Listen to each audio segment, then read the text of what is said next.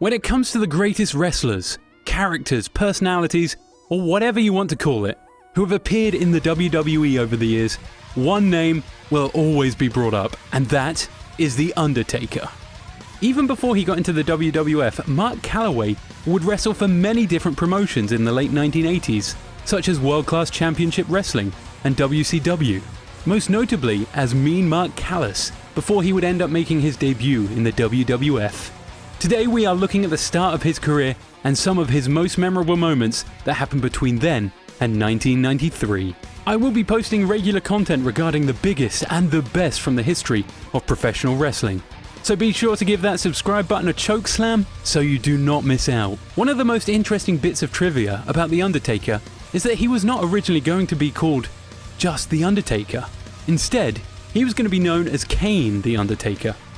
There is footage of him appearing at a WWF Superstars TV taping where he is introduced as Kane The Undertaker, and this happened a week before his official debut. In an amusing twist of fate, the 1990 Survivor Series was building up to a big reveal. There was a giant egg, and it was revealed that what or who was inside would be revealed at the Survivor Series pay-per-view. Thankfully for Mark Calaway, he was not the gobbledygooker.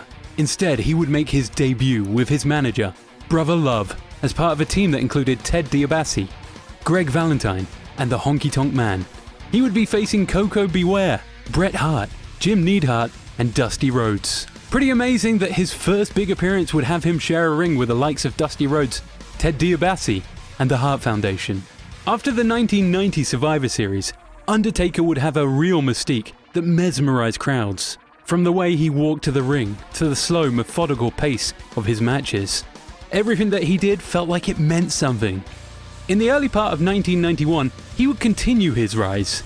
He appeared at the 1991 Royal Rumble. Even though he was eliminated, it took both members of the Legion of Doom to do so. The first match on his WrestleMania streak would happen at WrestleMania 7 in March, where he would defeat Jimmy Superfly Snuka. Not a bad way to start off a streak that would last for 2 decades.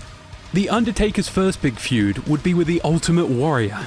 By now, Brother Love was gone, and he was now managed by Paul Bearer. Paul Bearer would get his very own talk show segment, The Funeral Parlor, and it was here Undertaker and Ultimate Warrior would cross paths.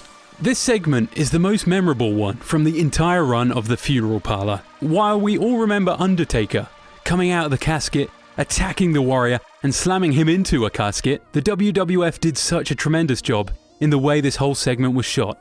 Fans had already accepted The Undertaker as something special, but him doing this to the Ultimate Warrior really cemented him as a top attraction. The run with a Warrior would also involve Jake the Snake Roberts, but it never really went anywhere. Undertaker and Ultimate Warrior would have matches on house shows, but there was never a big pay-per-view ending to the story. While part of me wishes this got a blow-off on a Saturday night's main event, it is understandable that at this time the WWF did not want to give the Warrior or the Undertaker a loss on TV. Undertaker would spend the coming months still working as a big attraction. It always felt like a big deal when he was on Superstars, Challenge, or whatever. However, he would hit the big time in 1991 when just a year after his debut, he would become the WWF Champion. At the 1991 Survivor Series, he would defeat Hulk Hogan and win his first WWF Championship.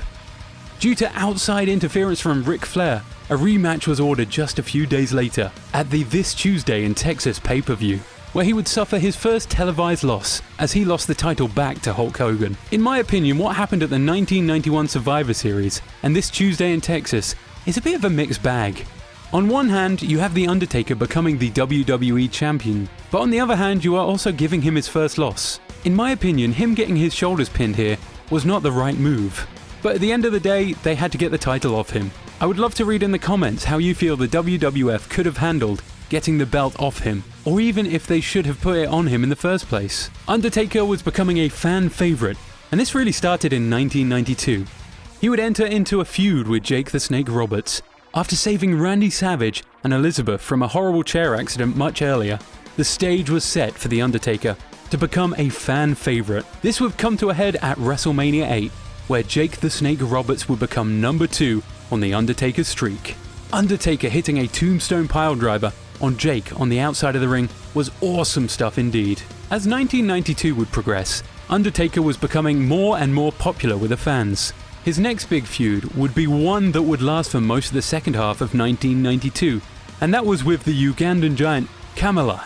Kamala was a fierce competitor, but they had a very interesting storyline where he was afraid of The Undertaker. He would eventually overcome his fear and the two would be locked in battle. The first big match the two would have took place at SummerSlam 92 from the UK. One of the coolest parts of this match is the way Undertaker came to the ring on the back of a funeral car. It looked awesome, and it was the first of what would be many memorable entrances for the Dead Man. While the match was fine, it was the match the two had at the 1992 Survivor Series that most people remember. At the 1992 Survivor Series in November, Undertaker and Kamal would square off in the first ever casket match. One of the most fun aspects of this match was in the weeks leading up to it, we would get to see vignettes of The Undertaker building the special plus-size casket. The match was a lot of fun and a great way to bring their story to a close. The casket match would be something the WWF would use for decades to come after this. As we entered 1993, many wondered if this would be the year The Undertaker would be back at the top of the WWF as the champion. Well, 1993 is not exactly the greatest year in the history of the Dead Man. He was having an impressive showing at the 1993 Royal Rumble, while the 7 feet tall plus giant Gonzalez would come to the ring and put a beating on The Undertaker like we had never seen before. No one had managed to unsettle The Undertaker in this way before, and the stage was set for WrestleMania 9 in April. This match is regarded by most as the worst of all The Undertaker's WrestleMania matches. It is a horrible match, and The Undertaker may have won, but he only won by a DQ. This feud would actually run all the way until August, when at SummerSlam, he would finally lay Giant Gonzalez to rest in a Rest in Peace match. This match was slightly better than the one they had at WrestleMania, but fans and most probably The Undertaker himself were happy to put this story to bed. The Undertaker would continue on as a firm fan favourite throughout the rest of 1993. His next big pay-per-view appearance would happen at the Survivor Series. Lex Luger was in a heated battle with Yokozuna. Yokozuna had assembled a fearsome team of foreign heels, and Lex Luger needed support. The Undertaker would join Lex Luger's team and would reveal an American flag under his coat. Broch Pritchard on his podcast has revealed that The Undertaker hated this so much that he claimed his dog chewed the coat up.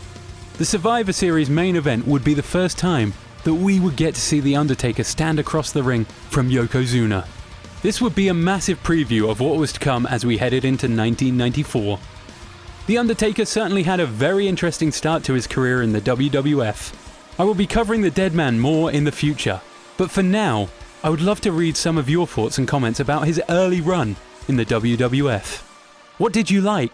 What did you not like? And what would you have booked differently? Thank you for watching, and be sure to subscribe for more wrestling content. Also, do not be scared to give that like button a hit if you enjoyed the video.